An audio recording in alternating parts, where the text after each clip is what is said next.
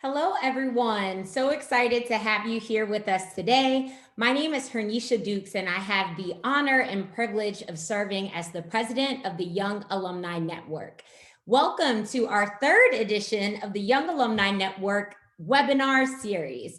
Our young alumni make up 37% of FSU's young alumni base. This series was designed by young alumni for young alumni, and we are so excited to bring you relevant topics during this very trying and challenging time.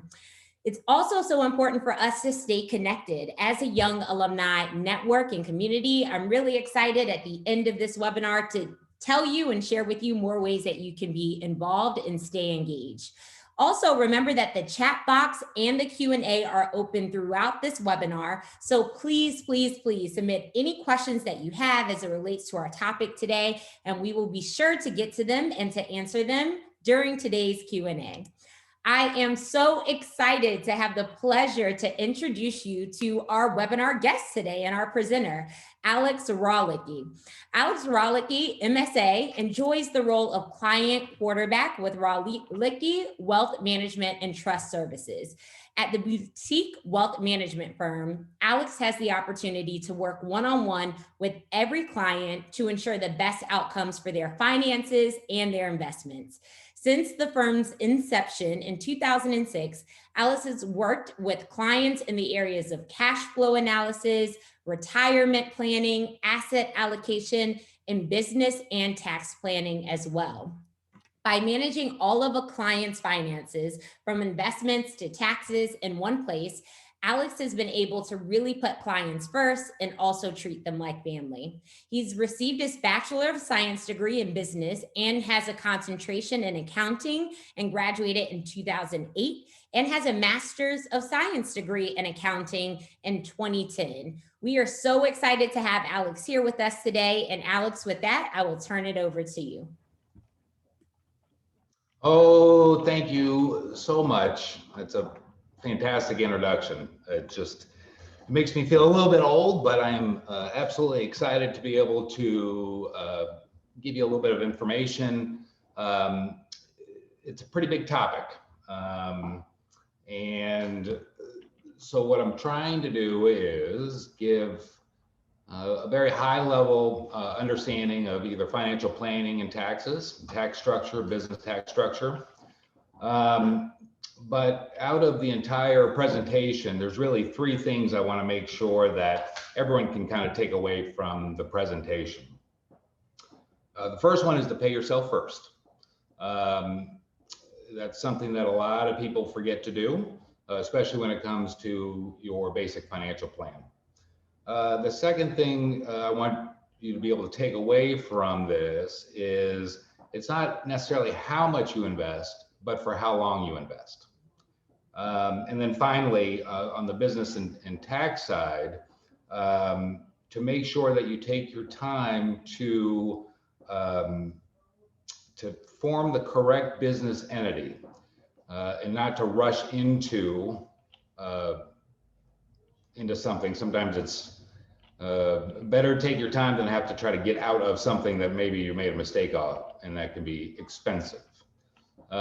So I'm going to share my screen here. There we go. Okay, so we'll start with the basic financial plans.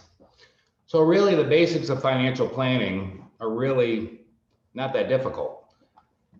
But here's kind of a little bit of a list, high level list. So it's about cash management and budgeting, risk management and insurance, education planning as either advanced education for yourself or as you get older for children, retirement and financial independence planning, estate planning, which a lot of younger people forget that portion of it, investment planning, asset allocation, and then putting together your personal tax plan with your financial plan. So while they are not all mutually exclusive, it is important to keep in mind that each one of these do play an important part. So the process is actually pretty simple. The idea is the first thing to do is to identify and prioritize what your goals are. And in regards to that, it could be anything. It could be that I want to retire at age 45. It could be that I want to have a business and be able to support whatever lifestyle I want in the next 5 years. It can really be any goal that you're looking to try to accomplish. From that point, you want to go ahead and gather the information. That could be from business formation, it could be asset allocation, tax rules, etc. And then you want to analyze that information and see if there's any changes that need to be made in regards to that, or additional questions that you may have that you want to get additional information for. Then you have to pull the trigger. That's one of the biggest things I think that I run into a lot of problems with younger people, is that they just, a lot of planning, but no action. And you have to be able to pull the trigger and get the work done. And then, of course, the most important part is to review and monitor your progress of what you're doing.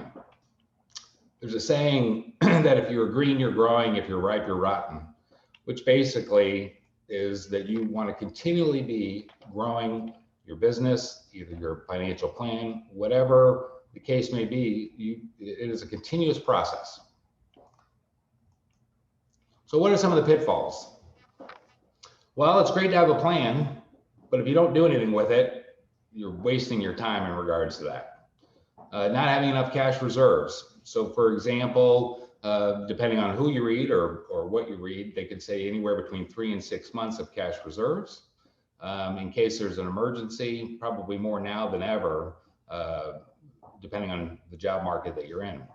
And not following the budget, not following whatever budget that you've either put together or that you're trying to follow. And that doesn't mean that it's going to be perfect every month, but not to give up on that budget and make sure that those overall goals are still being accomplished. Not paying yourself first.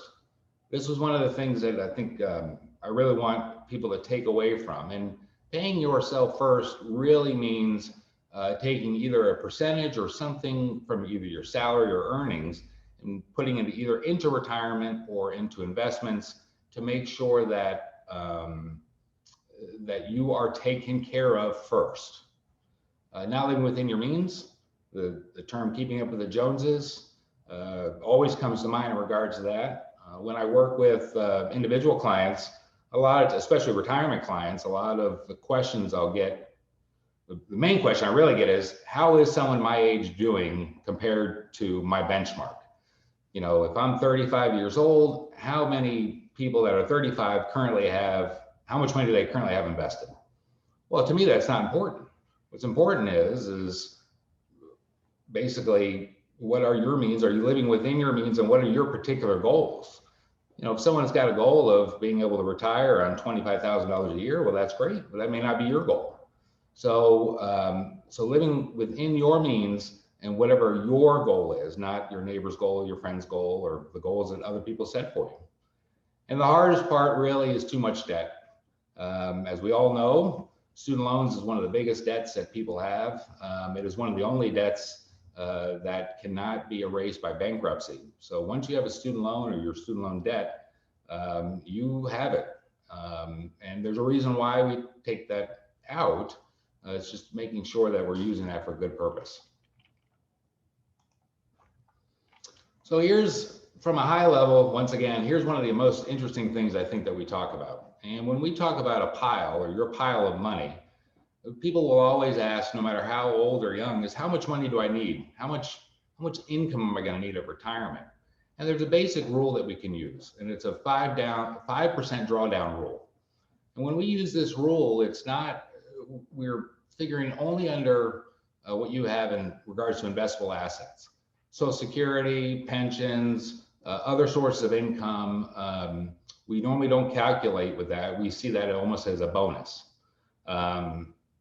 So when we're thinking about how much we need to save for retirement, this is a good rule. And I know it can seem a little daunting, but the thought is, if you want a $100,000 distribution from your investments on a yearly basis at 5%, you need to have about $2 million in your pile. With the assumption of a 60-40 stock bond mix, statistically speaking, you'll never run out of money. Well, 2 million seems like a lot of money. And there's no doubt that that can be a little daunting when you're thinking about a long-term investment goal.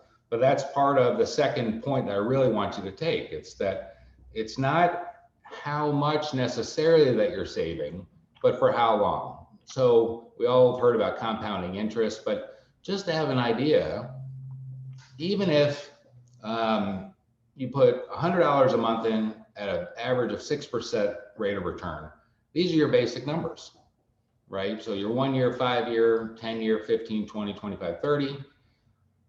So after 30 years, $100 a month, it's about $100,000 at a 6% rate of return. Well, if we take a look at annualized rate of return of the S&P 500, which is the stock market, the last 30 years has done a little over 10%. So let's take a look at the same numbers at a 10% rate of return. So it almost doubles your money at the end of the 30 years. So there's two things to keep in mind here.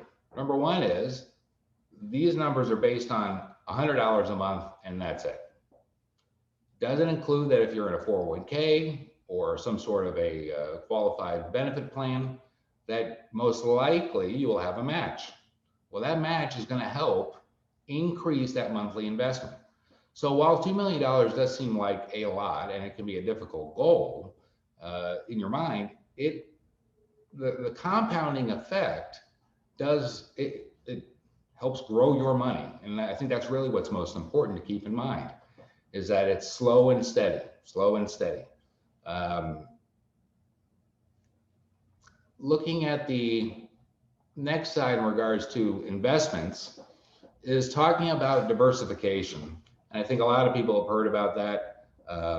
You know, the most recent news I think that everyone's heard about has been about GameStop and how GameStop went from, you know, a $20 stock to almost $500, and the hedge fund guys, they got all upset. And those are the home runs that people are trying to get. Unfortunately, most people, they will only tell you how much they make, not how much they lose. So I think that's an important thing, considering that GameStop, I think, is trading at about $35 or $40 a share now. So most people try to buy in as the stock goes up, and they don't want to let go of it because of their pride, and it continues to decrease. So that's why diversification is so important, because it tries to help take some of the volatility out. And as you can tell in the stock here, or in the legend, depending on the stock, some stocks have done better in overall years than other stocks. Growth stocks for the last 2 years, which would be stocks that are looking for appreciation for the last couple of years, have done better.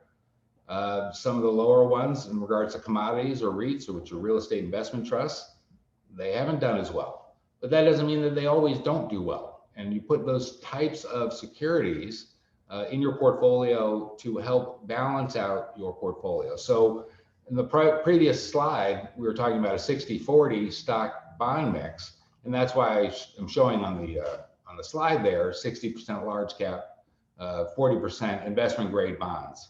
So that's our basic 5% rule when we're talking about that.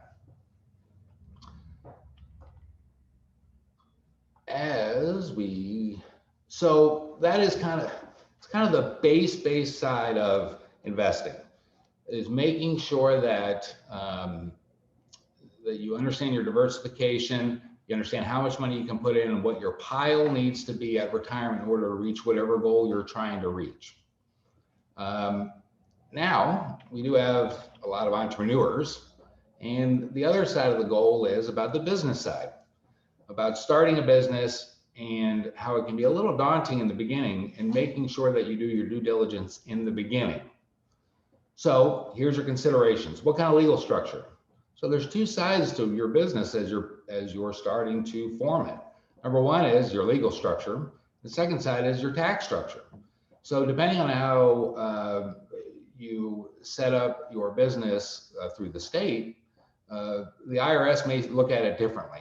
And knowing those pitfalls and the pros and cons are really what's important, because really the idea is to keep as much money as in your pocket as possible, and to pay the least amount of taxes as possible as well. So there are sorts of there are all sorts of different kind of structures.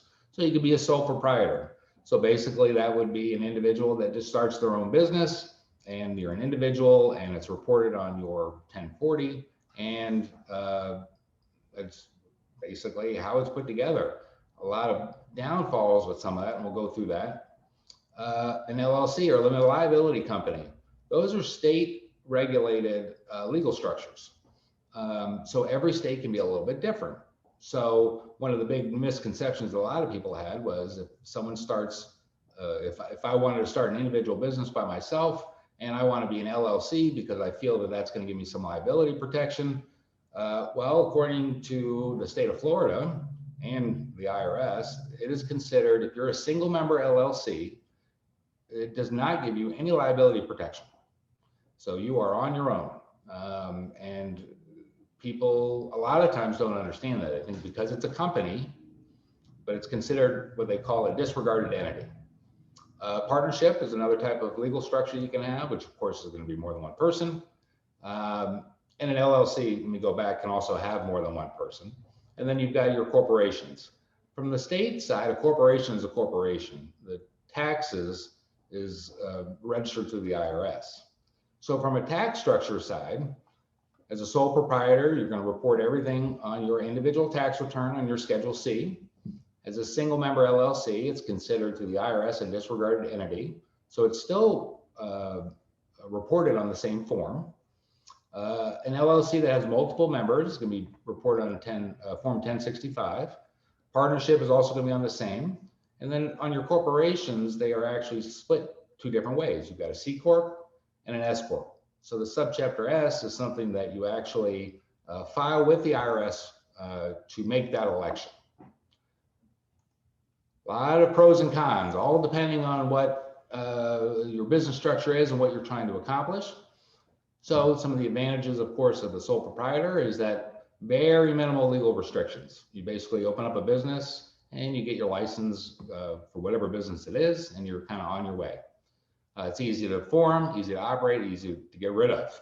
There's no corporate formation, so you don't need to worry about corporate documents or anything along those lines, and there's no additional tax return that's needed. It's still filed on your individual tax return. Well, the disadvantage is, well, you've got unlimited liability. So if I've got a business that sells whatever the product, mass, let's say I want to start manufacturing my own mass, and for one reason or another, someone still gets sick and they sue me. Well, they're suing me. They're not suing the corporation. So all of my assets are now up for grabs, basically, by the lawsuits. As a sole proprietor, you can't bring any additional owners in, or you can't raise any outside capital.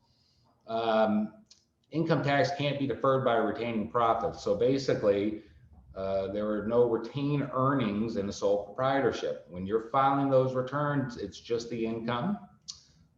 There's no lack of business continuity. So for example, if I'm a sole proprietor and I die, the business is over. And all net income is subject to self-employment tax, which is really the biggest issue, because that's at about 14.5%, give or take, and that is taxed on your income. So here's your LLC. So this would be considered multiple member, more than one person in an LLC, and it can even be someone that's got a 99% and a 1% ownership. So some of the advantages is that you don't have some of the S Corp restrictions. You're avoiding your double taxation of profits, which we'll get into in regards to C Corps. All members have limited liability. And then different members can be either active or passive, basically participating in management or not. And you can make disproportionate distributions and allocations of income, which, depending on the legal structure, if it's a 50-50 business, there are times to where if I want to take out some money, I have to take out the same amount of money for someone else. In this kind of entity, that is not the case. I could take out money and my partner wouldn't need to, or doesn't have to. Some of the disadvantages: LLC, once again, inconsistent treatment from state to state. You've got to have at least 2 owners. Members, once again, pay tax on undistributed earnings, and to transfer the business interest may be limited depending on how the documents are set up. In addition, in an LLC, is also subject to self-employment tax, depending on the industry. The only industry that does not have that issue is rental real estate. Here's your partnerships, easy to establish. This is normally a professional partnership is a lot what you would normally see. It's the businesses usually benefit from partners that have the same skill set. So a CPA firm with multiple partners, attorneys, real estate agents. Partners may be corporations, trusts, or partnerships. And the number of partnerships or partners within the partnership is not limited. So you can have multiple partners within your partnership. Some of the disadvantages is, once again, it's easier to get into than out of. So depending on the number of partners, it could be a majority vote. It could be, there could be numerous issues in regards to that. General partners are liable for actions of the other partners. So if you're a limited partner or a general partner, and if I'm a limited partner and I do something in the business name that gets the business sued, the general partner or the active partners are the ones that are going to be responsible for that. Same thing in regards to, excuse me, sharing of profits, and certain business net income is also subject to self-employment tax. So back to, corporation on Form 1120. So this is your C Corp. This is a lot of what you would see in regards to publicly traded companies like Disney or GE. It provides limited liability. It's got a perpetuate life. You can raise capital through stock sales, easy to transfer ownership, as we've seen with apps that are out there like Robinhood or Fidelity, where you can buy your own securities now. That's ownership change. And currently with the new tax law, it's subject to a flat 21% corporate tax, which was dropped from 30 plus with the most recent tax cuts. Biggest problems are double taxations, meaning that the corporation pays tax, and then if you receive a distribution in regards to a dividend, the individual pays that. Very difficult to form and dissolve. State and local controls, or state and federal controls can be very restrictive depending on the industry. And the liquidation of gains can have big tax consequences depending on the type of liquidation that you have. Most of what most people are going to see these days, or when they're forming businesses, depending on the business type, is going to be an S Corp.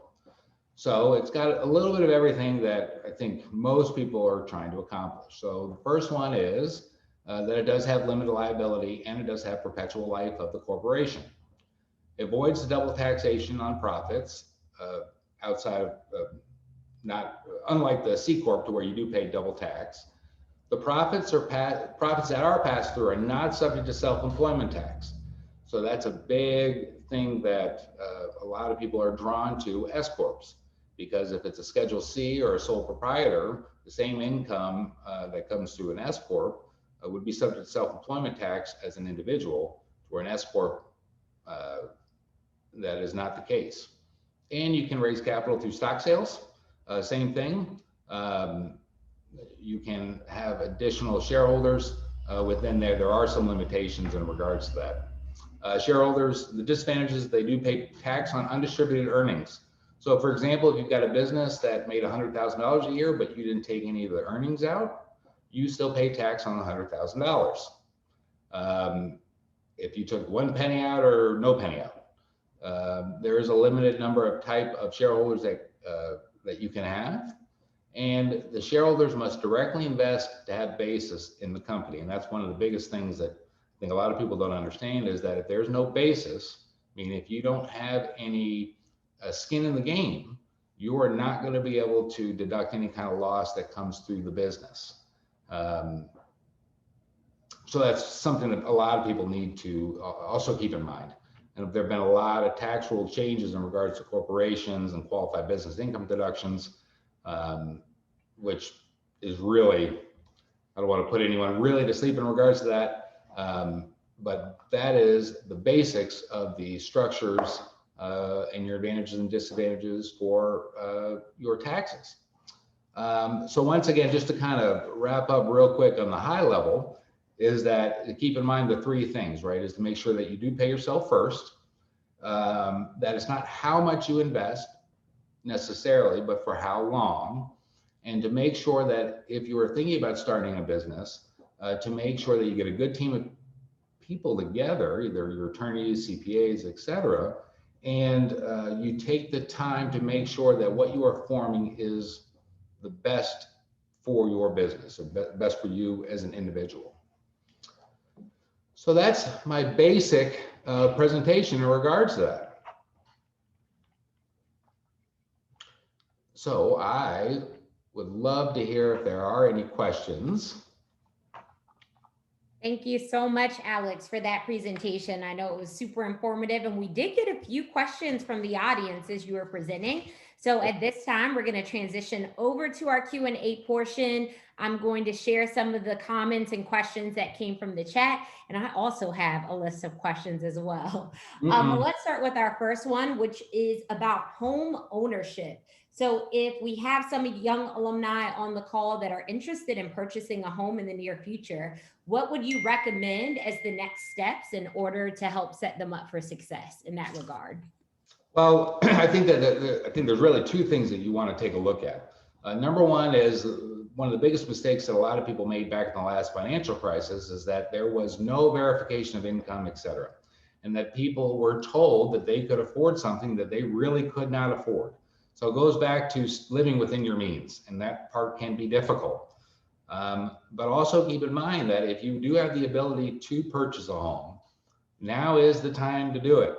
Interest rates are low. They can't really get much lower.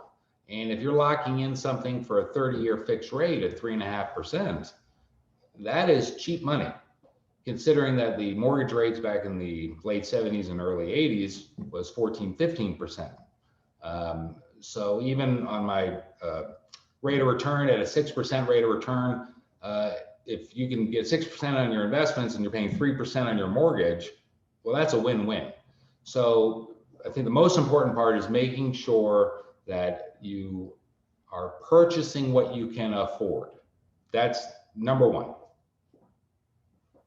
Thank you so much for that. I absolutely took advantage of what is happening with interest rates and purchased a home just a couple of months ago. So I appreciate you naming that this is the time, if you are interested to buy, to really take it seriously and look into it.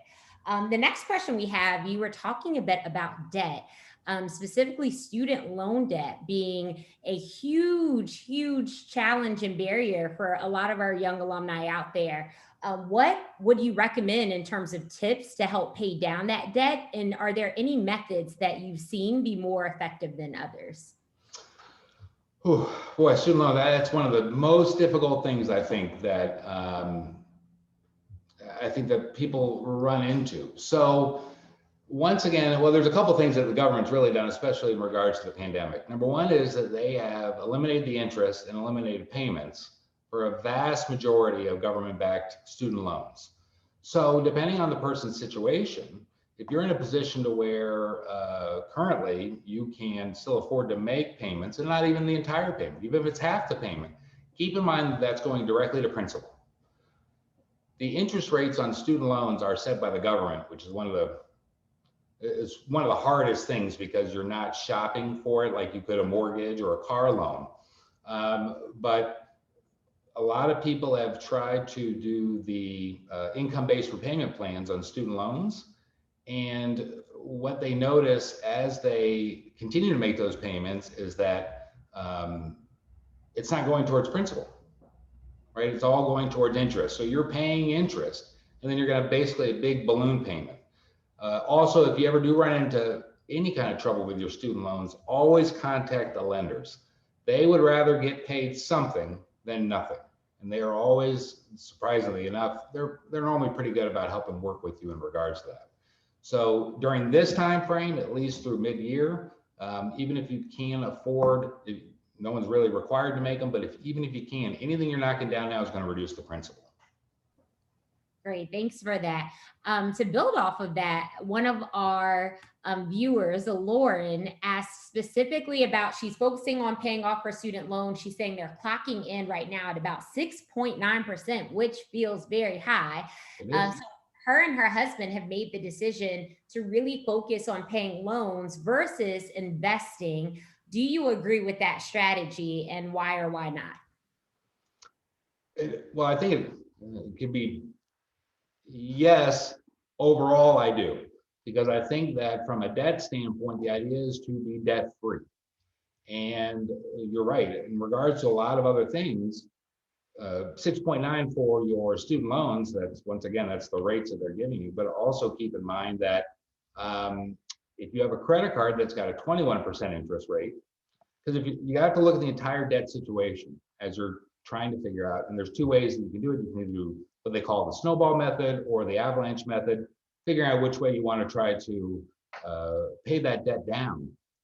So yes, I think that if you're going to, but you can't be short-sighted just on the student loans, because if you are going to pay down your debt instead of invest, I still think it's always good to put something in, especially if you work with a business that has a 401k or something along those lines, because there is quote unquote free money in regards to matches if they give that to you. But don't be short-sighted just specifically on the student loans. Take a look at all your interest rates. And the suggestion is normally to pay the highest ones off first. And once you pay them off, don't use it again. That's the biggest thing I've seen, is everyone pays their debt off, everything's great, and then they go buy a new TV. Well, what are we doing?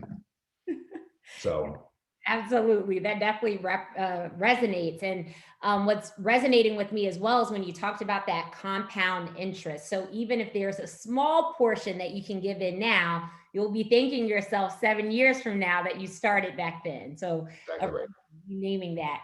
Let's talk a little bit more about debt free. I know, especially for young alumni, that is high on our mind. We like the feeling of feeling liberated and free, and debt free definitely helps us on that journey. But there are also some mixed messages around, you don't want to be completely debt free. You want to have a little bit of debt in order to help you build really great credit. So can you help us kind of figure that out? Which way should we be leaning towards here? So that is actually a fantastic question, because what ends up happening is, you're absolutely right. The main message is be out of debt. Well, that's fantastic until you need to go buy something, and then they come back and say, well, you don't have any credit. Well, yeah, I don't have any credit because I paid all my debt off, and now all of a sudden I don't have a credit history per se. So a lot of the times it depends on the way that the credit industry is reporting specific credit cards, and there's different types of credit that you can get, either installment loans, mortgages, credit cards, store cards, etc. So I think the main plan is always to make sure that if you use your credit cards to show activity, but you really want to be on a cash basis if you are already out of debt, meaning you can use your card, but then you pay it off every month. Or if you need to hold a little bit of a balance, then you hold a little bit of a balance, but you don't want to give the credit card company any more money on interest than you have to. So I think that it's important that is part of the history. And the credit reporting is also based on your credit utilization. So if you've got $1,000 credit card that's paid off, well, you have zero utilization rate. So that's good. So you can have multiple credit cards, but you want to make sure that they are paid off. Now, there's always going to be emergencies. Things happen, and I understand that. And you try to plan the best you can, but something will always happen. And it's good to have that ability. But that, I think, you are absolutely right. There is a mixed message. Thank you for that.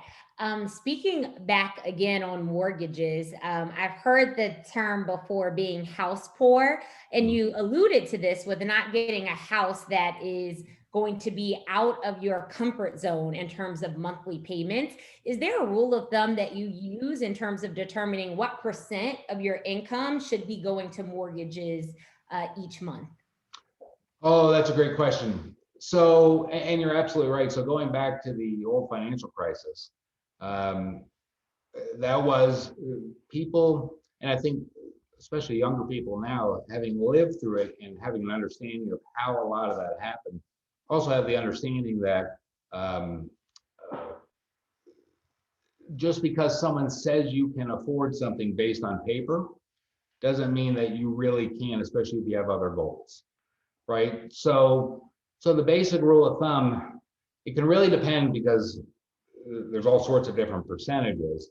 But really the best way to, on an individual basis is that, and I know that the Florida Institute of CPAs have great online calculators that say, how much can you afford? Meaning, and even if you want to take a look at it at 10%, 15, 20% of whatever your income is, and say, this is what I can afford in regards to that portion of my income, what does that house cost look like? The hardest part about that is that when you look at it, it may not be the price that you want to pay.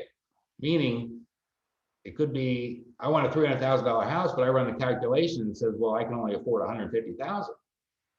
Well, now in my head, I've got to be able to come back and say, well, hold on now, I can only afford this. I may want this, but this is what I can afford. And that is truly the definition of being house poor, is that you can't do anything because you're making a mortgage payment. Right. Yes. And all of the payments associated with having a home, like electricity, internet, cable, lawn service, maintenance. So factoring all of that into the monthly payment is really, really important, and not just focusing on the actual mortgage. Yes. Okay. That's helpful, Alex. Aligned with percentages, we're getting a lot of questions around the percentage of income. So people are really excited about this. We have a question around, what do you recommend the minimum percentages that you invest for retirement, whether that be a 403B or 401k? And should you be investing more in stocks versus bonds? Right. Okay. Fantastic question. So what is the minimum? The minimum is whatever the maximum is you can put in, to be quite honest. But from a 401k or 403b, and really the difference, and I think just so people understand the difference really between 401ks and 403bs and 457s are really about who owns it, nonprofits, governmental corporations. But the minimum, if there is a match, the minimum amount is whatever you need to put in to get the full match. That is free money. And considering, so we have a 401k client that we work with, and their business has a 25% match on whatever you put in at no limit. So when I give a presentation to the employees, what I say is, okay, does anyone want a 25% rate of return? Well, of course, everyone does. Okay, we'll put $1 into the plan, you get 25 cents. So you're really getting that rate of return, even if you're not investing in it. Now, that's the other portion of it, is how do you want to invest that money that goes in? And what happens is that the older you get, the less risk you can take, because you don't have the same amount of time to make it back. Now, in a 401k, or if you are constantly investing in regards on a month over month basis, what you are doing, you can actually be a little bit more aggressive, because what you're doing is dollar cost averaging. Meaning, if the market's up, you're buying less of a good security. But if the market goes down, that's really the best for people that are in 401ks, because now you're buying great securities in your plan that at a discounted price. So the rates of returns that you see for people that consistently put money into a 401k outpace everything. And I think that really it's a matter of tolerance to risk. There are young people that freak out when they see the market change, a couple percentage points. There's some people that say, I'm not going to need it till I'm 65, so who cares? I can take the risk. I think as a younger person, you can be more aggressive, even at an 85 or 90% stock, to maybe 10% bonds. Now, there's a difference between how you're investing that, and that doesn't mean you be speculative like you would with GameStop or AMC or Bitcoin or Tilray, which is a marijuana stock, which is another one that you've seen a lot of news on. It's about slow and steady. I'd rather not. We are very boring, very conservative when it comes to that. We like good quality securities that pay a good dividend. Now, there are a lot of apps out there that, if you are not fully versed in stocks, allows you to jump in and, try your hand at it. Robinhood is an example of that. How do you feel about those different types of apps? Do you encourage people to just go in, jump in and try it out? Or do you think that they should take a different approach if they're interested in getting into the stock market? Well, These are all real good questions. So Robinhood was originally designed because the big guys like Fidelity and Morgan Stanley, Edward Jones, if you were going to open a retail account, if you needed to make a trade, it would be anywhere between $7.95 and $14.95 plus or minus to make a trade. Well, Robinhood saw it and they said, okay, basically the way that they're making money is the spread between the bid and the ask of the security that you're buying. Okay. So are those good apps? Well, the industry has changed for a lot of different reasons. There are new regulations that have come out for best interest in regards to investors. But a lot of companies like Fidelity, for example, have now gone to $0 trading. So they're trying to eliminate some of that market that they would have with Robinhood. Now, that being said, it depends on what you're trying to use the app for. Are you trying to be a day trader? Are you buying and selling?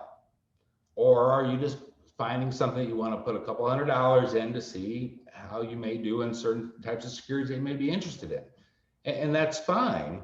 One of the biggest things with the entire GameStop, Robinhood, that whole process was that a lot of people that received those stimulus checks back in the beginning of last year, they didn't really need the money. So they opened up a Robinhood account and they put it in there and they started day trading because they didn't have anything else to do. Couldn't work, can't go anywhere. Everyone's on lockdown. So what are you going to do? Well, we're just going to play with the stock market.